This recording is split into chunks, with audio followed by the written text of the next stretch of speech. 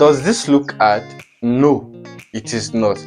I'll be sharing two methods you can use to solve this solution. Come see the first method. You can actually cross multiply. If you cross multiply, it means whatever you have up here is going to multiply whatever you have down here, and whatever you have down here is going to multiply whatever you have up here.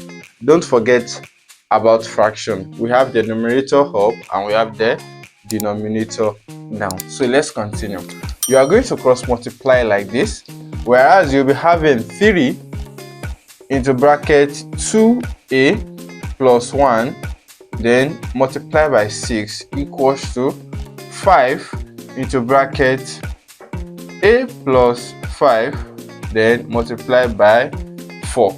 So I'm using what I have here to multiply this. I'm using what I have here to multiply this. Let's firstly open this bracket. I want to use this 3 to open this bracket, which means I'm going to use this 3 to multiply everything that I have in the bracket. Don't forget I still have my 6 out here. Let me firstly put my 6 out here so I will not forget it.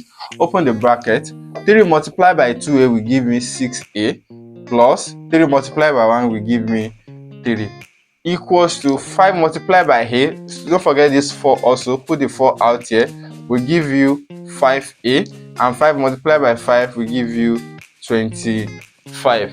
After then, you use this 6 to open the bracket, use this 4 to open the bracket. You have 36a plus 18 to be equals to 20a, then plus 100. I use this 4 to multiply each term here. 4 times 5 is 20, then 4 times 25 is 100. Then I want to collect the like times. Anything that have a will be on one side. Any other constant that does not have any letter with it will be on the other side. I have 36a, then this 20a will come to this side. It is positive here, it turns to negative. 20a equals, I am left with 100 here. Then this one comes to this side and turns to negative also. It turns to 18. This gives me 16a, give me 82. It's going to give me 82. Then I need to find my a, which will be 82 over what? Yes, 82 over 16. So if I have 82 over 16, I can then use 16 to cut to the, then I can then use 16 to divide 82. But if you don't have calculator, you can start by using 2. 2 will go here, 41, and 2 will go here, 8. Does 2 go there again? No. Then check how many times 8 will go in 40. That in 41, that will be, it will go 5 times, so it will be 40. 5 whole number, you are left with 1 here, 1 over 8. This is the first method. Before I move to the second method, if you're just seeing my video for the first time, don't forget to subscribe, on your notification bell, and stay tuned. To the second method, you can just look for the LCM of the denominator up here. This is 4, this is 6. The LCM of the two is 12. That is, 4 can go in 12, 6 can go in 12.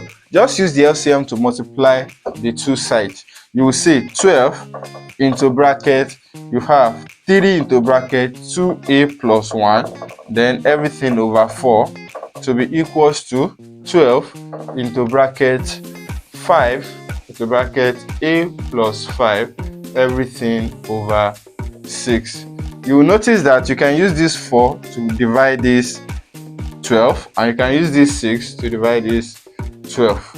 So you have 3 into bracket 3 into bracket 2a plus 1 to be equals to 2 into bracket 5 into bracket a plus 5. Let's firstly open the smaller bracket. If you open the smaller bracket, which is the one inside, you have 3 into bracket 6a plus 3, then to be equals to 2 into bracket, you have 5a plus 25. Then 3 multiplied by this will give us 18a plus 9, right? To be equals to, this is going to give us 10a plus 50. Then if you collect the like times, you have 18a, this comes to this side, minus 10a to be equals to 50, then minus 9. This is going to give you 8a to be equals to, this is going to give you 41. Therefore, your a is equals to 41 over 8. You can see exactly what we get here, and which can further be changed to 5 whole number 1 over 8. So comment in the section below the method you love most. See you next time.